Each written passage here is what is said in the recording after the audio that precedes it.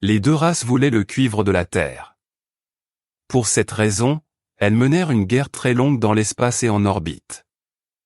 L'espèce humanoïde sembla avoir le dessus au début, mais dans la dernière bataille les reptiliens décidèrent d'utiliser une arme expérimentale très puissante, une sorte de bombe à fusion qui devait détruire les formes de vie sur la planète, mais sans atteindre les minerais de valeur ni le cuivre. La bombe fut tirée à partir de l'espace, et explosa en un point de notre planète que nous appelons maintenant Amérique centrale. Comme elle explosa dans l'océan, il se produisit une fusion imprévisible avec l'hydrogène, et son effet fut beaucoup plus fort que ce que les reptiliens en attendaient. Le résultat, une radiation mortelle, une surproduction d'oxygène fissile, des retombées de divers éléments et un hiver nucléaire de presque 200 ans. La plupart des humanoïdes furent tués et les reptiliens ne s'intéressaient plus à cette planète au bout de quelques années pour des raisons inconnues, même pour nous. Peut-être à cause de la radiation. La planète Terre était seule à nouveau, et les animaux de surface moururent. L'un des effets de la bombe à fusion fut la retombée de divers éléments et matériaux créés par le processus, parmi lesquels l'iridium. Vos scientifiques considèrent maintenant l'iridium comme une preuve du choc de l'astéroïde qui aurait tué les dinosaures. C'est faux. Mais comment le sauriez-vous? La plupart des dinosaures moururent, non de l'explosion, mais des conséquences qui s'ensuivirent après la guerre, surtout l'hiver nucléaire et les retombées. Dans les 20 années qui suivirent, presque tous les dinosaures et les reptiliens étaient morts. Mais certains d'entre eux parviennent à survivre encore 200 à 300 ans, puis moururent car le climat avait changé. À la fin de l'hiver nucléaire, au bout de 200 ans, il faisait plus froid sur Terre qu'avant. Certaines espèces avaient pu survivre malgré le cataclysme, poissons, requins par exemple, oiseaux, petits animaux rampants, vos ancêtres, différents reptiles et crocodiles, et une sorte de petit dinosaure avancé qui s'était développé avec les grands reptiles animaux tels que celui que vous appelez Tyrannosaurus.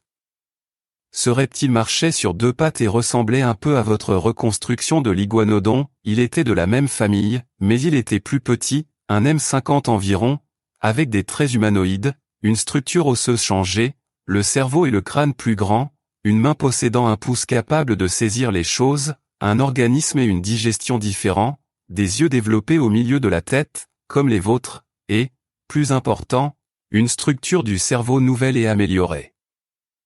Ceci est notre ancêtre direct. Des théories affirment que les radiations de la bombe génèrent les mutations des organismes de cette race nouvelle, mais ce n'est pas prouvé. Ce petit humanoïde dinosaure évolua pendant les 30 millions d'années qui suivirent pour passer de l'état animal à celui d'un être plus ou moins pensant. Comme je l'ai déjà dit, il faut généralement beaucoup plus de temps que vous ne croyez pour l'évolution d'une race, si cette évolution n'est pas provoquée artificiellement comme dans votre cas. Ces êtres furent assez intelligents pour ne pas mourir au cours des millions d'années suivantes, car ils apprirent à changer leur comportement. Ils vécurent dans des grottes au lieu de rester dans le froid du plein air, et ils apprirent à utiliser des pierres et des branches comme premiers outils. L'utilisation du feu les aida à se réchauffer et surtout, à réchauffer leur sang, ce qui est très important pour la survie. Dans les 20 millions d'années qui suivirent, la nature divisa cette espèce en 27 sous-espèces, et il y eut des guerres de domination entre ces espèces. 24 de ces espèces s'éteignirent dans les guerres primitives et au cours de l'évolution car leur organisme et leur mental n'étaient pas assez évolués pour survivre et, raison principale, ils n'étaient pas capables de transformer leur système de température sanguine en cas de changement climatique. 50 millions après la guerre et la fin des dinosaures, il ne restait plus que 3 races reptiliennes avancées, et aussi technologiques, sur cette planète, en plus des autres animaux. Par croisement naturel et artificiel, ces 3 races furent unifiées en une seule race reptilienne. Et grâce à l'invention des manipulations génétiques, nous devînmes capables d'éliminer les gènes susceptibles de division dans notre structure génétique. Selon notre histoire et nos croyances, c'est à ce moment que notre race définitive telle que vous me voyez aujourd'hui fut achevée par génie génétique. C'était il y a 10 millions d'années. Notre évolution s'est pratiquement arrêtée à ce point, mis à part quelques changements mineurs en direction d'une apparence plus humanoïde et mammifère, mais sans division en sous-espèces. Nous sommes donc une race très ancienne comparée à la vôtre qui, à cette époque, en était encore à grimper aux arbres comme des singes, alors que nous inventions des technologies, colonisation d'autres planètes de ce système, construisions de grandes villes sur cette planète, qui ont disparu sans laisser de traces, et manipulons nos propres gènes alors que vos gènes étaient encore ceux d'un animal. Il y a 10 millions d'années, les petits simiesques commencèrent à grandir et à descendre des arbres, encore à cause d'un changement de climat, surtout dans le continent dénommé Afrique. Mais leur évolution était très lente, ce qui est normal pour des mammifères. Si rien d'extraordinaire ne s'était produit pour votre espèce, nous ne serions pas là assis en train de discuter. Je serais dans ma confortable maison moderne et vous, dans votre caverne, vêtu de peau de bête et essayant de découvrir les secrets du feu, ou vous seriez peut-être dans l'un de nos eaux. Mais les choses ont tourné différemment et vous vous prenez maintenant pour les rois de la création, vous pensez que c'est à vous de vivre dans une maison moderne tandis que nous devrions nous cacher sous terre et dans des lieux retirés. Il y a environ 1,5 million d'années, une autre race extraterrestre arriva sur Terre, la première depuis 60 millions d'années, ce qui est surprenant. Cela vous surprendrait beaucoup si vous saviez combien il y a de races extraterrestres qui vivent sur votre planète aujourd'hui.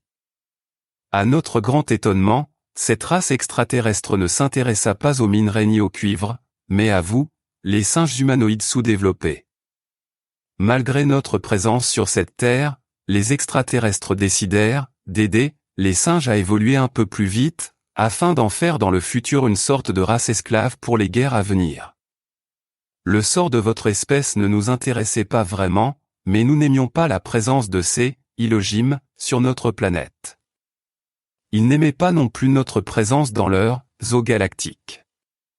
C'est pourquoi vos 6e et 7e créations furent l'occasion d'une guerre entre eux et nous. Vous pouvez en lire, par exemple, dans le livre que vous appelez la Bible, une très étrange description. La vérité est une histoire très longue et difficile. Devons-nous continuer? Non, pas maintenant. J'ai pris des notes sur votre histoire et maintenant j'ai des questions à poser. Redemander. Fin de l'épisode 4/9.